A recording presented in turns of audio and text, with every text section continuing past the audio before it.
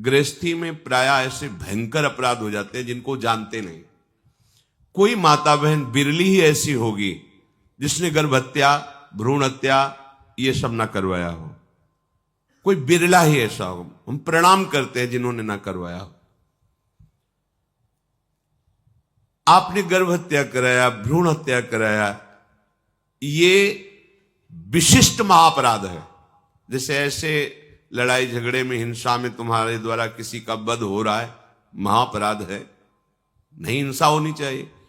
पर उसमें विचार हो सकता है न्याय में, क्रोधावेश में ऐसा कर दिया। पर गर्भस्थ शिशु के लिए नहीं। उसने कुछ नहीं बोला आपको, वो अभी आपका तनिक भी अमंगल नहीं किया। तुम्हारे कर्म के कारण वो तुम्हारा बालक बना या बालिका बनी आकर के, और तुम उसकी जांच करवा कर उसको नष्ट कर दिया। केवल तुम्हारा अपराध है, उस बच्चे का अपराध नहीं, गर्भस्थ शिशु का। यह अपराध तुम्हें खा जाएगा। भागो, कहां भाग के जाओगे। गृहस्थी में इन अपराधों को माना ही नहीं जाता कि हम अपराध कर रहे हैं, क्योंकि उनको लगता है गर्भपात कराना, भ्रूण हत्या करना ये एक नॉर्मल सी बात है। हमें 2 चाहिए, ये 4 क्यों? तो संयम से रहते।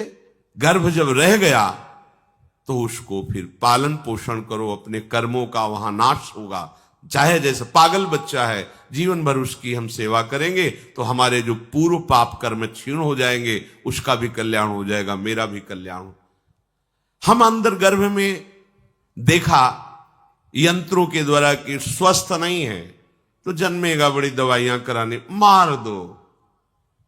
ठीक है, अभी आप मार दो। अब ये कर्म बीज जब आपका सफल होगा तो जहां आपका कल्याण के लिए कदम रखोगे तब वो आपके सामने खड़ा हो जाएगा।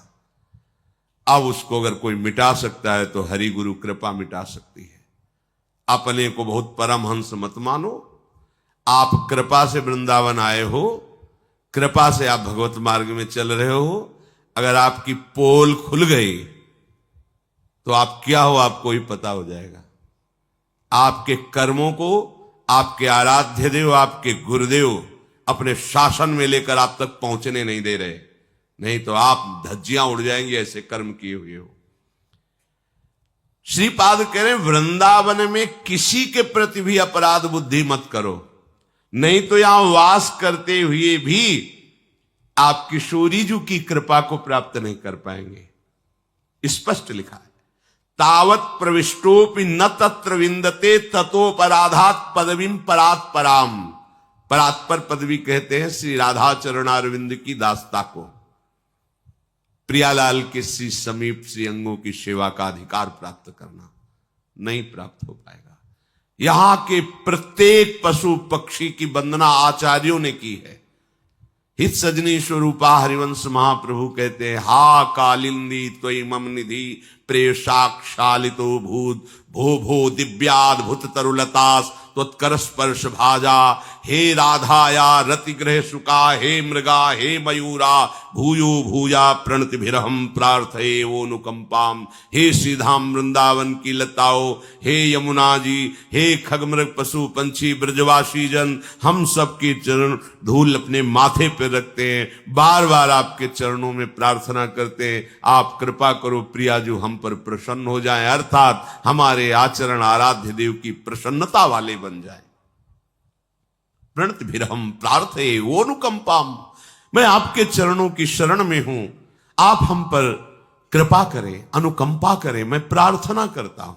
हरिराम व्यास जी, खग मृग पशु पंछी जे या बन के चरण शरण रख लीजय, व्यास स्वामिनी की छवि निर्गत महल टहलने की। और हमारे आचार्य तो ऐसे बोल रहे हैं, और हम यहां के पशु पक्षियों की तो बात जाने दो। संत महात्मा साधक उपासकों का किस भाव से दर्शन करते हैं। अपना पतन मत कीजिए। एक सिद्धांत आपको बता रहे हैं, यदि आप दूसरे की गलती को क्षमा कर दोगे तो आराध्य देव आपकी सब गलतियों को क्षमा कर देंगे। जैसे आपने अपनी हजारों गलतियों को दबा करके कोई जान नहीं पाया, ऐसे ही आप जो सही दुख पर छिद्र दुरावा, बंदनी जे जग जस पावा। मुद मंगलमय संत समाजू, जो जग जंगम तीर्थ राजू। अगर आप भगवत कृपा पात्र बनना चाहते हैं, यद्यपि सामने वाले की चेष्टा से आपको दुख पहुंच रहा है, पर जो सही दुख पर छिद्र दुरावा, छुपा लिया उसके दोषों को, नहीं वर्णन किया, नहीं माना कि ये दोषी है, यद्यपि वो उसको दुख दिया है, तो बोले क्या? बोले बंदनीय जय जग, वो बंदनीय महात्मा बन जाएगा और संसार में उसका पवित्र यश भगवान फैलाएंगे। हम क्या करते? गलती हमारी है क्या? हम सब में अपने प्रभु को नहीं देख पा रहे, सब में सच्चिदानंद प्रभु को ना देख करके मायाकृत दर्शन करते हैं। फिर हमें कैसे भगवत प्राप्ति होगी? हमें कैसे प्रेम प्राप्त होगा? तो हमें यह सावधान रहना है कि हमारा भाव प्रभु की प्राप्ति में बाधक न बन जाए। तो हम अपने भाव की शुद्धि करते हैं। हमारे प्रभु को सबसे प्रिय वस्तु क्या है? इत्र, 56 भोग, सोने चांदी के सिंहासन, चंवर या फूल? नहीं, ये सब कुछ प्रिय नहीं। ये सब पार्थिव वस्तुएं, प्राकृतिक वस्तुएं। ये तो प्रभु के भजन करने वालों को भी प्रिय नहीं, तो प्रभु को कैसे प्रिय हो जाएंगे? तो प्रभु को क्या प्रिय है? सबसे प्रिय वस्तु क्या है प्रभु की? भाव। भावोत्सवेन भजताम रसकाम धेनुम तम राधिका चरण। ये भाव न बाजार में मिलता है और न यह स्वयं की उपज होती है। ये भावुक महापुरुषों के आदेशानुसार जीवन बनाने से भाव की प्राप्ति हो जाती है। भाव मिला तो आपका भाव बढ़ गया, आपका भाव बढ़ गया तो भावोत्सव में आप पहुंच गए। भावोत्सव में पहुंच गए तो रस काम धेनु श्री प्रिया जी की प्राप्ति हो गई। प्रभु स्वयं कहते हैं कि मुझे भूख लगती है, ऐसा नहीं कि मुझे भूख ना लगती हो, पर मुझे पदार्थों की भूख नहीं लगती, भाव का भूखा हूं मैं। भगवान घोषणा करते हैं, पत्रम पुष्पम फलम तोयम ये में भक्त्या। भक्त्या भाव, भावपूर्वक यदि कोई एक चुल्लू पानी दे दे, एक तुलसी पत्र चढ़ा दे, एक कोई फूल चढ़ा, मैं इतने में राजी हो जाता हूं। पत्रम पुष्पम फलम तोयम, जल है, फूल है, फल है, तुलसी दर, इतने से भाव। प्रभु को भूख लगती भाव की, भाव का भूखा हूं मैं। और उपासना का सार क्या है? उपासना का भाव।